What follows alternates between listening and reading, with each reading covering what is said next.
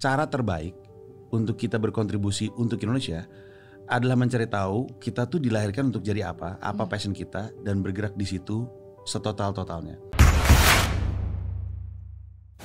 Nah, tapi ini makin menarik lagi nih Mas Panji, karena kan kalau aku selalu, kalau aku ketemu sama orang, aku tuh bisa, aku suka banget kalau ketemu sama orang yang very passionate, dan itu bisa kelihatan dari apa yang dia ngomongin gitu kan. Sebenarnya dia tuh cintanya tentang apa, dia passionate tentang apa. Ini on surface atau sebenarnya dia benar-benar purpose-nya tuh ada passion di situ gitu. Dan dari perbincangan ini sebenarnya sangat kerasa banget your passion is Indonesia. Ada banyak, kalau orang punya keresahan berarti sebenarnya itu ada interest yang sangat besar yang membuat dia resah. Karena kalau enggak ya nggak peduli aja gitu kan.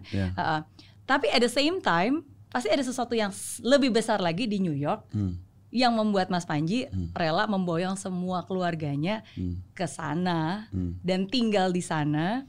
Dan sebenarnya initially when you go there kan you plan to stay long. Masih kok, kami akan tinggal di sana selamanya. Nah, oke. Buat beberapa orang yang mungkin mendengar ini, mungkin mereka nggak paham gitu. Kalau kamu cinta Indonesia dan di sini ada keresahan, ya kenapa nggak tinggal di sini benerin gitu? Kenapa justru malah di New York? Bahkan mungkin ada beberapa orang yang berpikir, I don't know, nggak tahu, mungkin pikir, oh kalau gitu egois nih, kalau gitu lebih mengejar mimpi. I mean, I don't know. Sometimes kan orang bisa berpikir berbeda kan. Tapi mungkin since emang aku punya kesempatan, jadi hal apa yang ada di New York yang begitu besarnya yang membuat secinta-cintanya Mas Panji di sini nih tetap membawa ke sana dan seluruh keluarga, dan bahkan pengen tinggal di sana selamanya. Betul.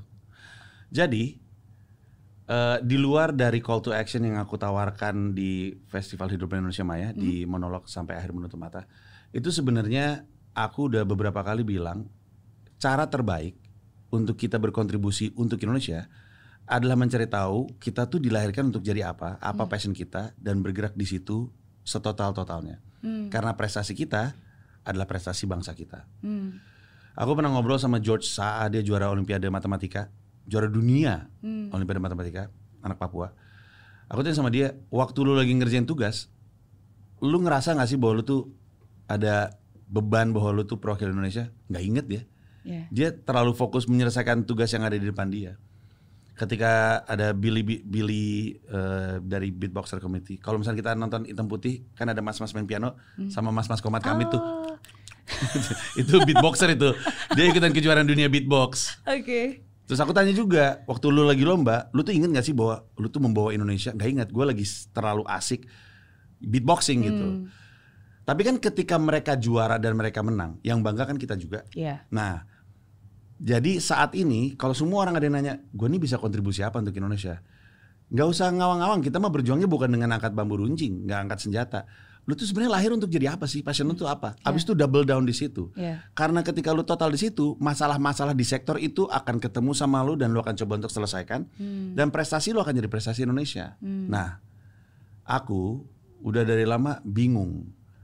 Kok di Amerika ada Jokowi orang Filipina, kok ada Ronnie Cheng orang Malaysia, kok ada Nigel Eng tuh Uncle Roger orang Malaysia, kok nggak ada orang Indonesia? Masa iya kita kalah? Sekarang kita aku nengok kanan kiri ngarep orang lain kan mau sampai kapan? Jadi aku cuma bisa berharap sama diriku sendiri. Karena aku menolak untuk percaya bahwa nggak bisa ada orang Indonesia di situ. Ya berangkatlah aku. Nabung dari 2017, 2022 berangkat. Iya, untuk kemudian mencari tahu apakah benar orang Indonesia tuh nggak bisa bersaing di sini secara komedik. Dan akhirnya aku sadari sebenarnya bisa. Cuman nggak ada yang entah kepikiran atau entah cukup nekat atau tolol untuk berangkat ke sana. Tapi harapannya ketika di sana, tentu ada ambisi pribadi. Memang Panji pengen jadi stand up comedian Indonesia, betul.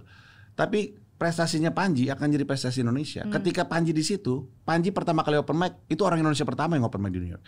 Panji pertama kali dapat job stand up itu orang Indonesia pertama yang dapat job stand up. Panji pertama kali pecah stand up di situ, orang Indonesia pertama yang stand up pecah di situ. Apapun yang aku lakukan itu atas nama Indonesia juga pada akhirnya. Lalu ujung-ujungnya yang bagian paling menyenangkan dari perjalanan ini adalah aku bisa cerita soal Indonesia karena stand up gue itu tentang Indonesia. Aku bisa menjembatani orang Amerika. Orang New York itu agak-agak lebih ngeblank lagi soal Indonesia ketimbang yang lain. Biasanya kalau datang dari Florida yang atau Miami yang pantai, banyak yang surfing dan tahu Indonesia. Pokoknya cowok kalau tahu Indonesia surfing, cewek kalau tahu Indonesia yoga biasanya urusannya. Oh gitu. Iya biasanya gitu. Nah orang New York tuh banyak yang nggak tahu Indonesia. Aku bahkan pernah stand up di sebuah acara. Aku bilang, halo my name is Panji, I'm from Indonesia. Itu sekitar 250-300 penonton. Bunyinya, oh gitu kayak, oh gini bentuknya orang Indonesia gitu. Kayak ngeliat komodo gitu, wih lucu bener gitu. Saking nggak taunya Indonesia. Itu aja menurut aku kesenanganku untuk bercerita soal Indonesia.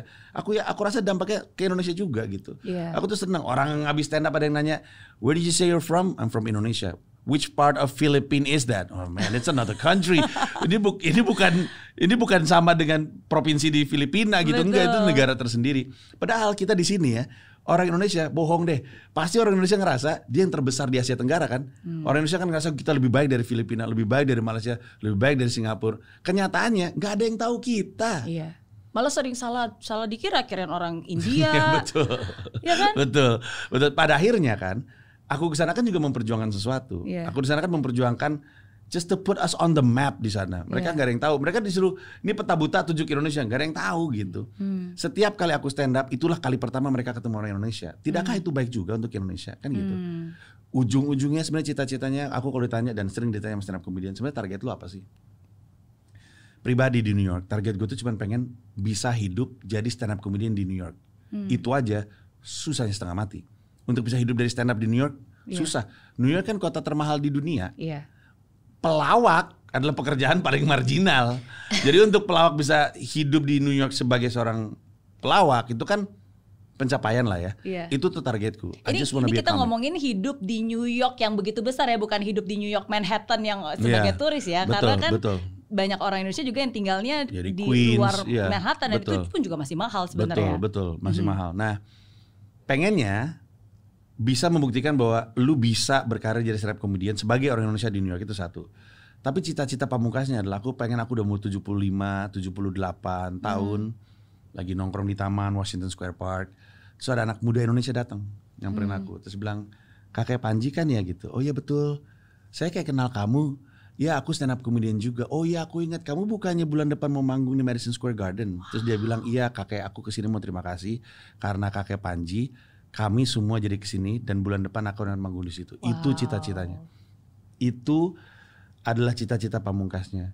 Aku kesana cuman pengen membuktikan bahwa kita bisa dan jalan yang udah terbuka itu akan dimanfaatkan untuk siapapun di belakangku untuk kemudian memberikan bukti kita bisa menang menjadi stand up comedian, bisa berkarir besar dan itu cita-citanya.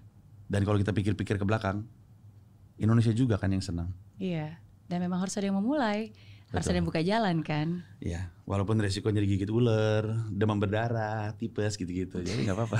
Namanya juga tukang ngebuka jalan kan, pasti beset-beset gitu ya. Iya. Ya, gitu. Supaya kita bisa mengerti ya, karena kan sampai hari ini pun sebenarnya dari segi pendapatan yang didapat sebagai seorang stand up comedy, kayak tadi cuma dibayar $7.25. $7.25 sekali manggung. Iya, 10 menit. 10 menit gitu. Dan sampai kadang-kadang dapat 1 M sih. Makasih. Bisa 2. Makasih. Makasih dapat 2 M. Gitu ya. Betul. Itu udah pasti nggak cukup untuk biaya hidup. Nggak berarti cukup. Kan masih pakai dana darurat yang memang disiapkan.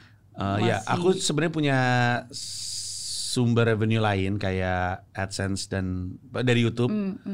Dari aku sebagai podcaster dan aku dari konten-konten stand upku yang dijual. Itu masih dapat duit. Malah sebenarnya emang dari situ duitnya sehari-hari. Jadi aku juga bukan nekat, terukur kok. Punya tabungan betul, punya tabungan yang udah disiapin. Punya other source of revenue supaya ketika di sana walaupun stand up-nya nggak ngasilin duit, tapi karena dapur ngebul tetap bisa ngembangin stand up sampai dia menghasilkan duit. Oke. Berapa time horizonnya? Awalnya 3 tahun. Awalnya. Sekarang? Visa kerjaku aja periodenya sampai tahun 2025 kalau nggak salah. Karena dapat visa for ordinary people with extraordinary skill. Betul. Nah, cuman dalam aku sering cerita soal ini, aku tuh sempat berantem sama istriku di New York nih. Anak-anak lagi di sekolah kami berantem. Terus dia bilang gini, aku ini udah berkorban buat kamu. Anak-anak ini udah ninggalin temen-temennya untuk kamu. Masa kamu setengah-setengah? Masa kamu gagal? Aku pikir benar juga sih. Mereka udah berjuang untuk mimpi bapaknya. Bapaknya nggak boleh setengah-setengah. Jadi kalau udah nyampe sini, all the way. Let's think about it. Kalau misalkan di Queens nggak kuat duitnya, pindah ke Bronx. Di Bronx nggak kuat, pindah ke LA. Karena LA juga kota stand up, tapi kan dia kota termahal kelima. Yeah. Jadi budgetnya tuh bisa lebih di stretch. Apapun caranya. Mau mesti kerja di sana, kerja di sana. Apapun caranya, find a way to survive. We have to. Karena anak-anakku pada masa ketika visanya habis nih, si 3 tahun ini habis, udah waktunya dia kuliah. Jadi kan tanggung juga. Iya. Dia udah bentar lagi kuliah, guys. Sama anakku juga. Iya, mau kuliah loh. Gila nih bocah nih. Udah ngomongin soal karir segala macam, tapi ya sayang bener kalau misalkan ditinggal kan. Iya, udah kita totalin aja, kita pikir apa yang kita bisa lakukan untuk bertahan. Wow. Ya. Jadi awalnya 3 tahun, tapi sekarang untuk selamanya. Untuk selamanya, until you make it. Until I make it, ya. Wow. Cuman satu yang bisa mengubah itu adalah kalau misalkan di tengah-tengah tiba-tiba anak yang minta balik. Nah itu aku bingung tuh. Karena kalau misalkan anak minta balik, kalau aku ikut balik sayang perjuangannya. Kalau aku paksa mereka bertahan, nanti benci sama orang tuanya. Kalau kita berpisah, aku nggak yakin kuat bisa dari mereka. Yeah. Jadi sampai sekarang masih belum tahu jawabannya sih. Tapi ya moga-moga sih mereka betah. Baru setahun sih mereka, jadi kita lihatlah. Amin. Amin. Kita doakan yang terbaik.